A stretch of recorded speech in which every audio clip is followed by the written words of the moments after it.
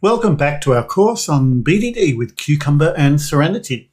In the previous lesson, we saw how to write regular expressions to associate the phrases in our feature files with methods in our test code. In this lesson, we'll look at this test code in a little bit more detail, and we'll see how we can organize it to make it cleaner and more reusable and easier to maintain. One of the most important principles of test automation architecture, and the key lesson I want you to take away today, is how important it is to work in layers. An automated test suite isn't just a black box like the one here. In fact, good automation test suites are made up of at least 3 layers.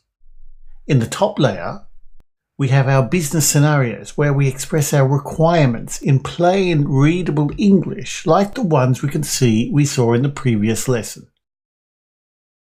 This is the layer that our business folk, our product owners and our business analysts can read and understand, so we need to be very careful to make this layer as clean and as readable and as descriptive as possible.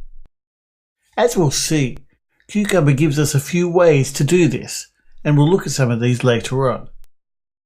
The next layer is what we call the glue code, and it's what we saw a lot of in the previous lesson. It's all those methods with the annotations and the funny regular expressions. We call it glue code because it binds the scenarios to the test code, fitting the test in the requirements to the code in the test logic, where the real work happens, a bit like pieces in a jigsaw puzzle. Underneath the glue code, we have the actual test code, the code that exercises the application under test. It's quite common to call this layer scripting, but I think that term is misleading. The code that goes into your test logic might be simple for a simple application, but for any real-world non-trivial application, it can get very hairy. So this code needs to be well designed and well organized, just like production code.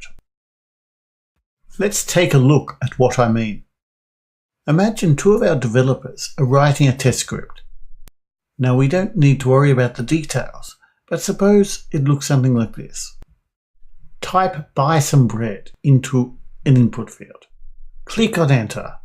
Type buy milk into an input field. Click on enter. Click on the active button. When we read this script, we can see that it seems to be about entering some text into an input field and clicking on a button of some kind. Did you see the way we just naturally started speaking in terms of clicking and entering values? It's very easy to do, isn't it?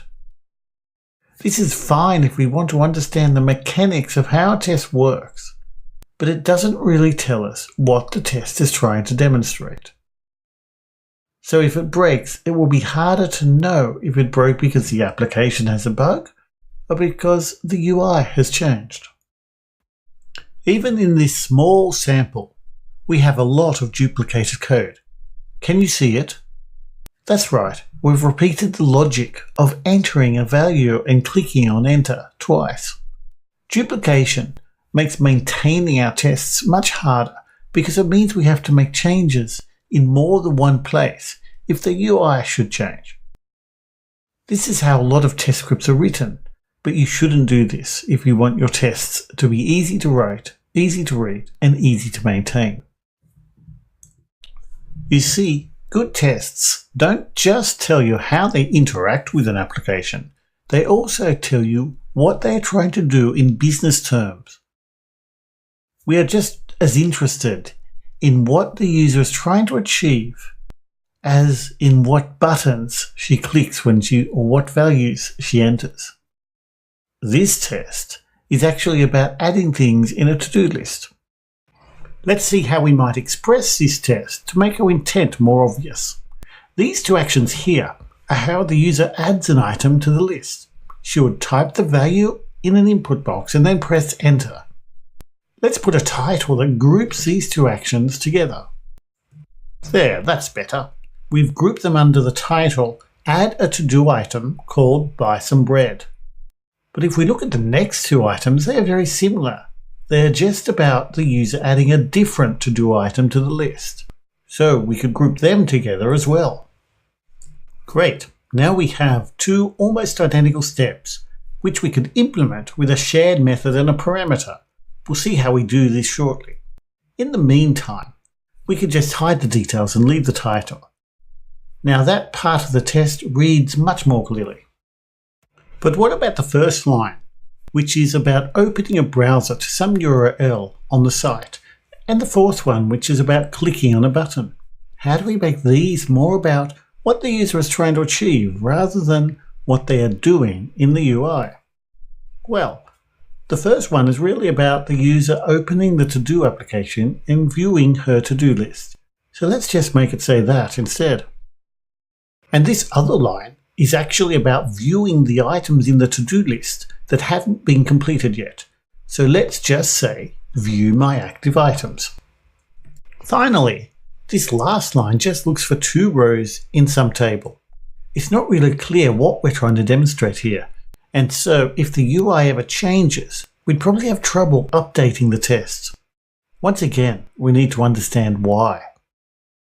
The real check is not actually that a table has two rows, but that the two items we added are now visible in the list of active items.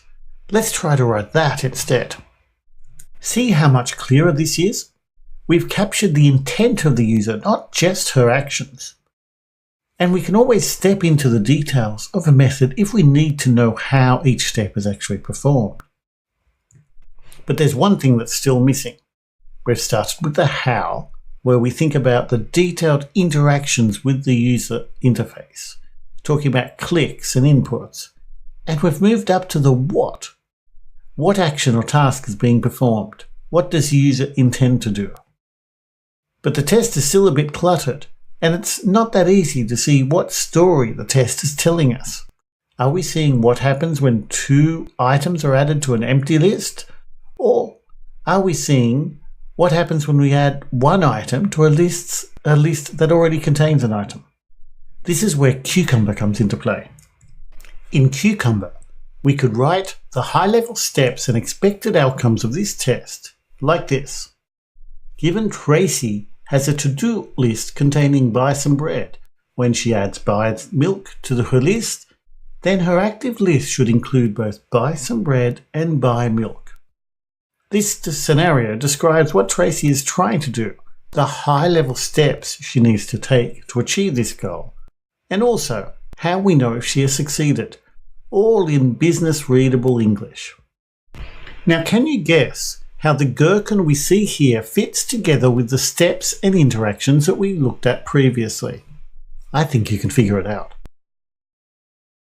The first gherkin step, given Tracy has a to-do list containing buy some bread, is made up of our first two tasks, view the to-do list and add a to-do item called buy some bread.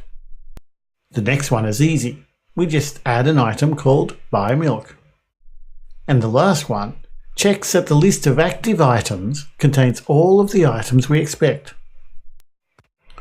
But don't forget, we have three layers here. Underneath each of our tasks, we have our UI interactions such as open a URL, enter a value, or click on a button. I've shown a few of them here. So let's walk through the layers that we've just discussed. This is Tracy. She's a user of our to-do application. Tracy has a goal. She wants to add a new to-do item to her to-do list. An example of her achieving this goal might involve three scenario steps that look like this. Given the to-do list contains buy some bread, when Tracy adds buy milk, then her list should contain buy some bread and buy milk. Each of these scenario steps can be broken down into smaller steps or tasks, like add a to-do item or view my to-do list. As you can see, these are still very business focused. We aren't worried about how we interact with the system just yet. We break the steps down into interactions. Like in this case, type buy milk into the input field or press enter, and these interact with the system under test. Wow, that's quite a lot of layers, isn't it? Don't worry, it will end up making your test automation code much cleaner and much easier to understand. Now let's walk through one path and see where it all fits in with the actual Cucumber and Serenity test automation code. The goal corresponds to the scenario title in our Cucumber feature file, and the scenario steps map to the given, when, and then clauses that we find underneath the scenario heading. We've seen the next stage before. Cucumber given, when, then expressions map to the step definition methods, like these ones. These act as translators between the data in the Cucumber scenario and the test logic that does the real work. Next, we need to implement the step definition methods. These methods call business level steps or tasks that we implement either as more methods or as objects if we're using the screenplay pattern. We'll learn about the screenplay pattern later on. So for now, we'll represent business steps or tasks as methods, like the add item method here. Did you notice the to-do list maintainer class and the user field up here? The steps annotation that you can see on this field means that this class is a Serenity step library, a collection of business level steps or tasks that we call in our step definitions. The annotation means that Serenity will monitor this class and make sure that all of the calls to the step methods in this class appear in the test reports. Step libraries are just simple classes with the step annotation on any method that represents a business step or task. Here's a really simple one. The role of a step method is to interact with the application, or for more complicated test suites, maybe with other step libraries. In this one, we want to type a value into an input field. In other words, we are performing an interaction with the user interface. We're going to use WebDriver to interact with the UI. But we don't call WebDriver directly from this method. That would lead to too much duplication if different methods needed to perform the same interaction. So we need a way to write UI-related interactions in one place. In this code, we've used a common pattern known as the page object pattern. A page object encapsulates the interactions with a particular screen or screen component and keeps the WebDriver code for that component in one place. Here we have a page object that represents the to-do list input field. Serenity will inject the page object into our step library for us. The page object itself uses the WebDriver API to identify and interact with elements on the web page. The find by annotation tells WebDriver where to look for an element on the page. And in this class, the type to do item method does just that. Types the value we pass into the input field. Wow, we've been through a lot of material in this lesson. We've seen how good test suites are organized in several distinct layers to avoid duplication and to make the code simpler to maintain. We've also seen what these layers look like, going from the Cucumber scenario right down to the WebDriver code that talks to the web page. Next time, we'll apply these principles to our Caffeinate Me application. But for now, take a break. You've earned it.